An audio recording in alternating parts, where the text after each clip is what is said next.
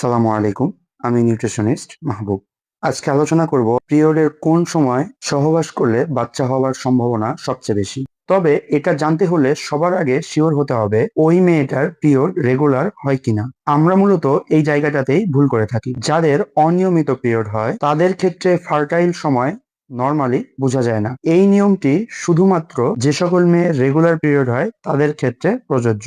এখন যদি মেয়েটার 28 দিন বা 30 দিন পর পর রেগুলার পিরিয়ড হয় কিংবা 1-2 দিন আগে পরে হতে পারে, তার জন্য আমরা একটি সময় বেঁধে দিই, আর সেটি হচ্ছে পিরিয়ডের 10তম দিন থেকে 20তম দিন পর্যন্ত।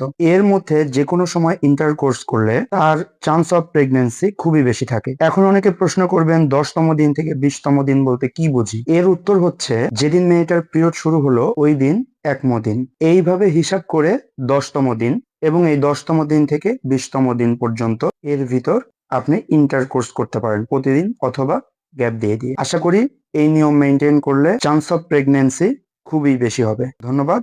সালামু আলাইকুম।